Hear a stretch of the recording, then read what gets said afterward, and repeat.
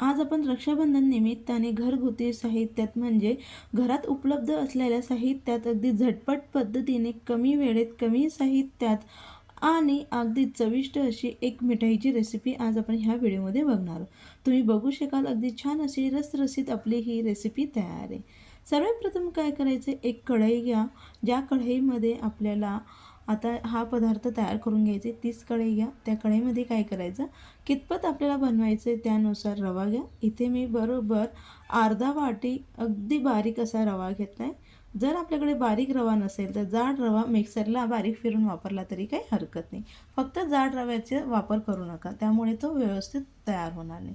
त्यानंतर यामध्ये काय केले, अगदी थोडीशी वेलची पावडर आणि जेवढा आपण आता रवा घेतला आहे त्याच्या दुप्पट आपल्याला यामध्ये दूध टाकून त्याला व्यवस्थित मिक्स करून घ्यायचं आहे.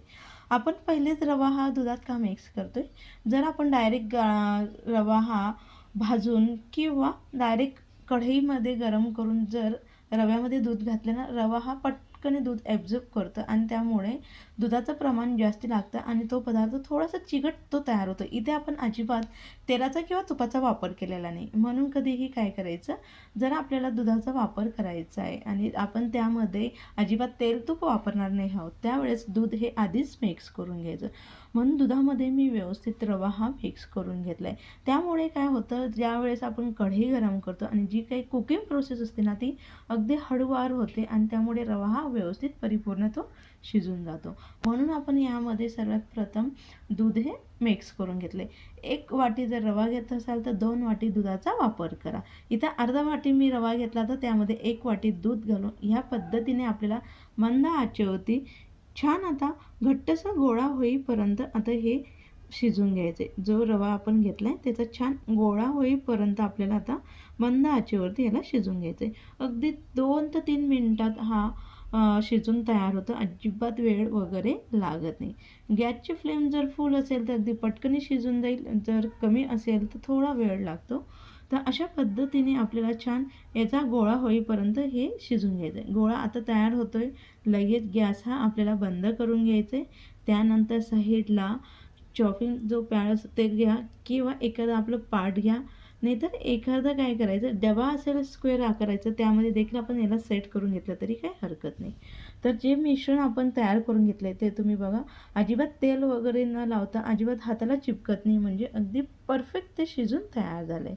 त्यानंतर काय करायचं, पाटाला आपल्याला तेल किंवा तूप लावून घ्यायचं आहे. हाताला देखील अगदी थोडंसं मी लावून घेतलं आहे, त्यामुळे काय होणार आहे, याला थोडीशी शायनिंग येईल आणि त्यामुळे अगदी छान हा पदार्थ तयार होईल. तर अशा पद्धतीने व्यवस्थित आपल्याला स्क्वेअर आकाराने याला एखाद्या लाटण्याने किंवा तुम्ही याला बटर पेपरवरती नाही तर प्लॅस्टिकचा कागदाचा देखील वापर करून घेऊ शकतो. पण आज आपण पूर्णपणे हेल्दी म्हणजे पौष्टिक हा पदार्थ बनवतो आहे, म्हणून इथे मी प्लॅस्टिकचा वापर केलेला नाही. बरेच जण प्लॅस्टिकचा देखील वापर करतात.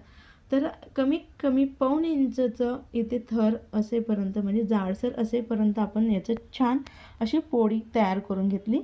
त्यानंतर एक सुरी घ्या. सुरीला पहिले तेल तूप लावून घ्या, त्यामुळे काय होतं, आपल्याला व्यवस्थित याला कट करता येतं.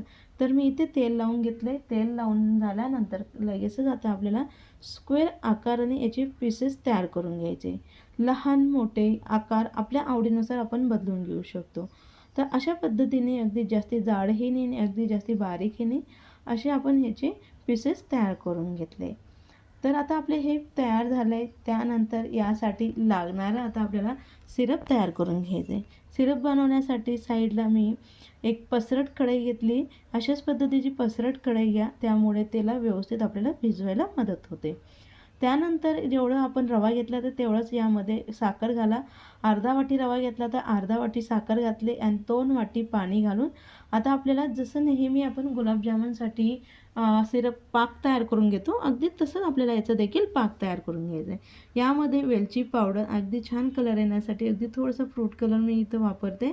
जर आपल्याकडे केशर असेल तर केशर आपण यामध्ये वापरली तरी काही हरकत नाही. तर याला व्यवस्थित मंद आचेवरती मिक्स करत छान आता आपल्याला याचा पाक तयार करून घ्यायचा आहे. आता आपल्याला याचा पाक अगदी एकतारी गोडी होईपर्यंत अजिबात तयार करून घ्यायचं नाही. फक्त हाताला हा पाक अगदी थोडासा असा चिकट आपल्याला लागला पाहिजे, इथपर्यंतच आपल्याला याला तयार करून घ्यायचं. म्हणजे साखर विरघळल्यानंतर मंद आचेवरती 2 ते 3 मिनिटवर याला उकळून घ्या. इथपर्यंतच आपल्याला हे पाक तयार करून घ्यायचं. नेहमी आपण गुलाबजामुन बनवताना जसा पाक तयार करतो अगदी तसंच आपण हा पाक तयार करून घेतो आहे.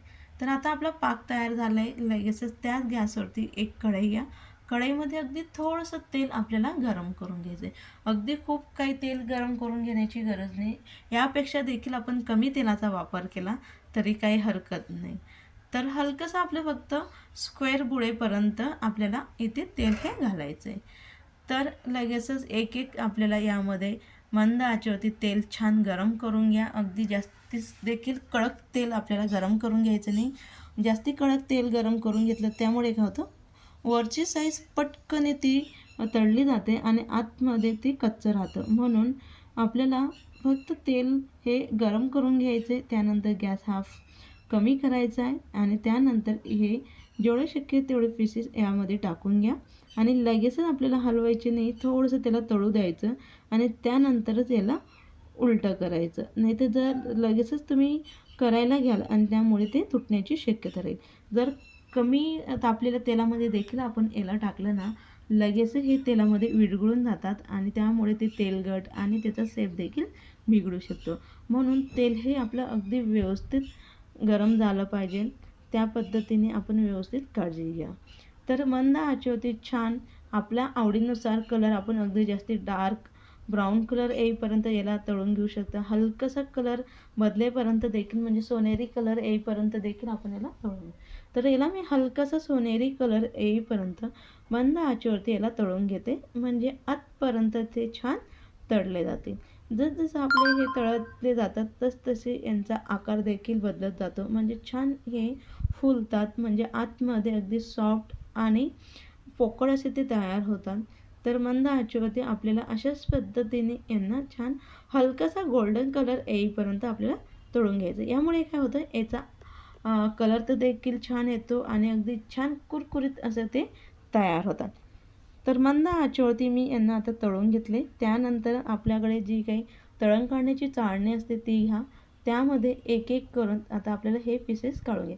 यामुळे काय होतं, जे काही थोडंफार तेल असेल ते देखील पूर्णपणे या चाळणीतनं निथळून जाईल.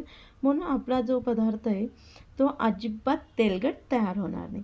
तर इथे आपण ह्या पद्धतीने तळून घेतलं आहे आणि काय करायचं, तिकडे सिरप देखील आपलं हलकंसं गरम आहे. आवाज तुम्ही ऐकला असेल, अगदी कुरकुरीत असा तो तयार झाला आहे. तर त्यानंतर काय करायचं, हलकंसं सिरप तयार आहे आणि जे आपण तळून घेतलं आहे आता ते देखील अगदी गरम नाही, गरमच आपल्याला यामध्ये टाकून घ्यायचे. त्यामुळे काय होईल, जे काही आपला पाक आहे तो आतपर्यंत मुरेल आणि त्यामुळे काय होणार आहे, आपला पदार्थ अगदी छान चविष्ट तो तयार होईल. तर अशा पद्धतीने आता आपल्याला काय करायचं, कमीत कमी 4 ते 5 तास आता ह्या सिरपमध्ये आपल्याला आता यांना भिजवून ठेवायचे. जसे आपण नेहमी गुलाबजामुन भिजवून घेतो अगदी तसंच यांना देखील आपल्याला पाक छान मोरेपर्यंत भिजवून घ्यायचं आहे. तर थोड्या वेळानंतर तुम्ही बघू शकाल अगदी परफेक्ट असं आपला अगदी छान रक्षाबंधन निमित्ताने भावासाठी अगदी परफेक्ट आपला गोडाचा पदार्थ हा तयार आहे. रेसिपी आवडली असेल नक्की लाईक करा, शेअर करा, कमेंट्स करा. चॅनलला सबस्क्राईब करायला विसरू नका, जेणेकरून नवनवीन व्हिडिओ अपलोड केले तर सगळ्यात आधी त्याचं नोटिफिकेशन हे तुम्हाला मिळेल. नक्की तुम्ही एक वेळ ट्राय करा, अगदी नेहमी करून खाल याची मी तुम्हाला गॅरंटी देते.